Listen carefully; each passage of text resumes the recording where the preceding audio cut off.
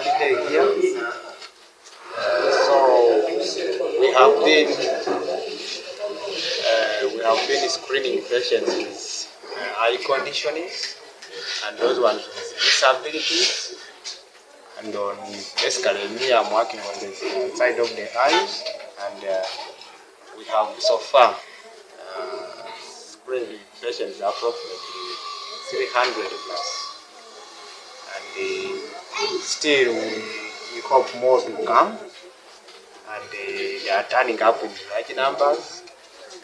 And we have really seen that there is really need high services in this community because the burden of blindness is on increase, and those ones with diabetic conditions, and then those ones with cataracts, and those ones with allergies, and so on. So far, we have also those ones who have been coming with disabilities, and then those ones with mental disorders, they have also been helped, and they are issuing the drugs to them. And also, my friends who also, I think, they also have their numbers which they have been seen, but they have been coming up also. Well, we have those ones which we call congenital conditions, which children are born with, and especially like cataracts. And those ones are maternal issues. Maybe some mothers don't attend the antenatal, and then causes those kind of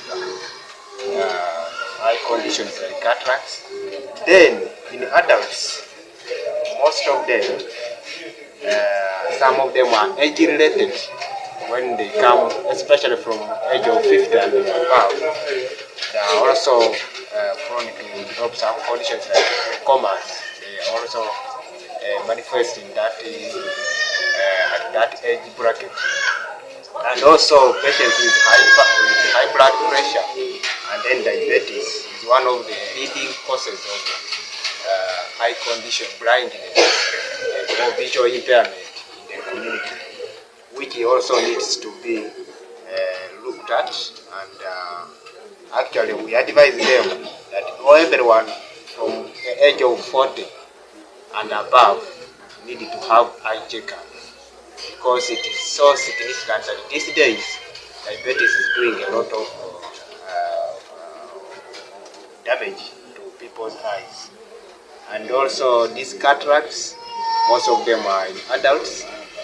That one is age-related, can be inheritance in families, and also can be also due to diabetes and also high blood pressure. So most of them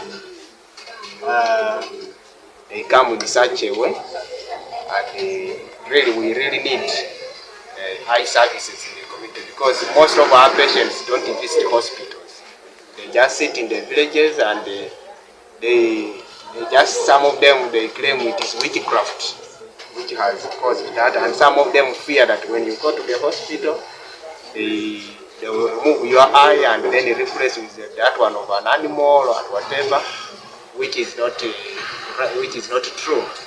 So that fear makes some of them to sit back, and then they don't access these services. But now when we come like this, some of them, they bring them, they can convince them and come, and also have services, and also find out what their problem is.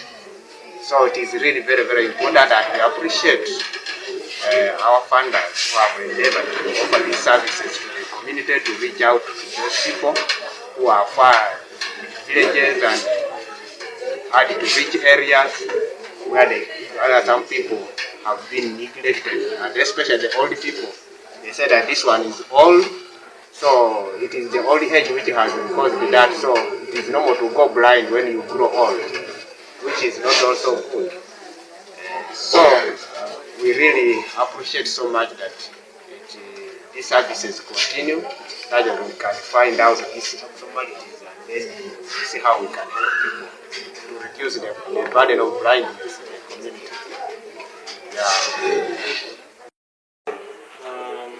This activity is sponsored by Benedictine Hospital and partners. We have been in Bali for so far 3 days in the district local government.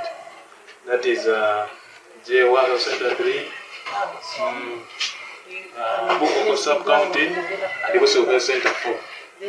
We have reached out to 5 types of patients. Those are patients who have eye conditions, or patients with ophthalmology conditions, persons with albinism,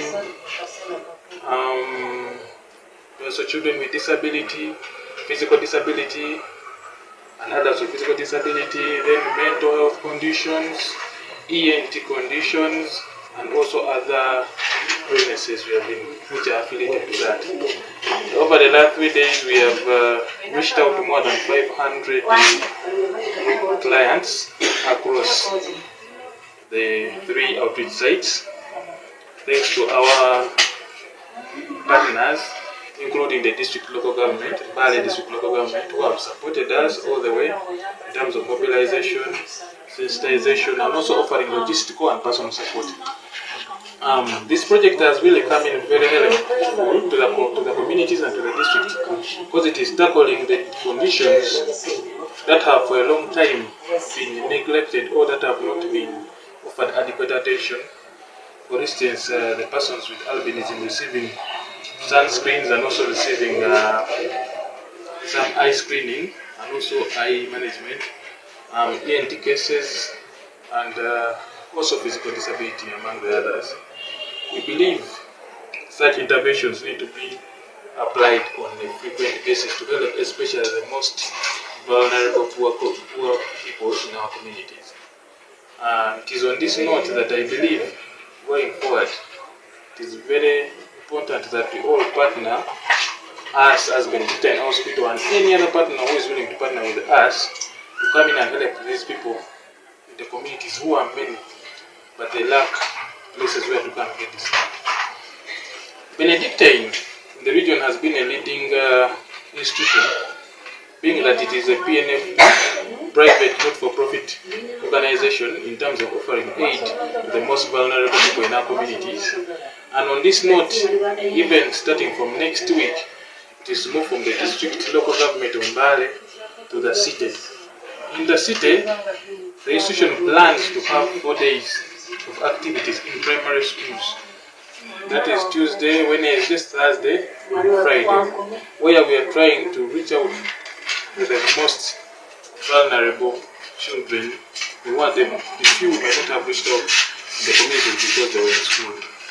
We pray and hope that these activities are really made part and parcel of our programs, not only in our district local government, and not only in our city, but also in the surrounding programs. We also want to request and thank Nandala Foundation for its continuous efforts to offer services to the most vulnerable people in BUSIU and the surrounding area, and not only Sironko, but also in the surrounding areas of BUSIU and also their neighbors. And we pray that there is continuity in these services. For next week's activity, because we are concluding the community outreach in the district local government this day today, we shall be targeting children also under the same spectrum, but primary school children, with also ear, nose and throat problems, with the children with albinism. We shall also be targeting children with physical disability, children who have mental health conditions, and also other affiliated conditions. Whereby also on that note, I would like to thank the Bali City Council for granting us the permission and the opportunity and partnering with us as Benedictine Hospital to help us achieve our goal of helping the most vulnerable children in our communities who might not be able to afford these services in the hospitals, but we really desire to have them. We hope that as our institution is a Catholic founded hospital founded by the Benedictine Fathers, we hope that going forward and we can be able to achieve a lot, because it is through giving that you find meaning in life. And we request anybody who can reach out, just like we've partnered with other institutions in the past and other organizations and other foundations, to be able to help our people in the community. Thank you so much. Yeah. My name is Dr. Nyoro Susan. I'm a medical officer in BUSIU Health Center 4, as well as the assistant in charge. And today I'm privileged to host a team of people led by the St. Benedictine Hospital, that is the eye hospital in Tororo. We are having a medical camp, which is really a privilege for our community. And in this camp, we are screening for eye conditions, we are screening for ENT, we are screening and managing sickle cell patients, people with disabilities, and any other conditions. Like, in a camp, you don't limit people. It has been a very good mobilization because people came in large numbers. So far, it is just half a day, but we have seen around 500 people, and it has really been of good help in a way that people have had illnesses for some good time, but they've come today because of the camp. Actually, I was even asking some people that, but you've been sick, why didn't you come? But they came because of the camp. People have had conditions, for example, a girl of 16 years, since 4 years, she got some illness and she stopped hearing, stopped talking. But they've been home, they've never come. Yet this is someone who would benefit from examination of the ear, and they can even give her hearing aids and she hears, but she did not turn up. We have seen cases where they've suffered injuries because of accidents, but they've come today because of the camp. So it's with great impact, especially to us as the BUSIU Center 4, but also to the community. So I would like to extend my appreciation to all the partners involved in this camp. I have seen even medicines which we don't afford here, but people are able to receive all those medicines because of this camp. My recommendation is, because of this camp, I've noticed that we have a very big problem, especially concerning an eye. Many people have eye problems, but they've not had help. They've not known where to go. Mental illnesses. I've seen people here with mental illnesses, but they were just seated there home in the village. They didn't know what to do. But right now they've come and they're being helped, and I believe it's going to improve their well-being. So I would recommend to the partners to kindly help to make these camps regular.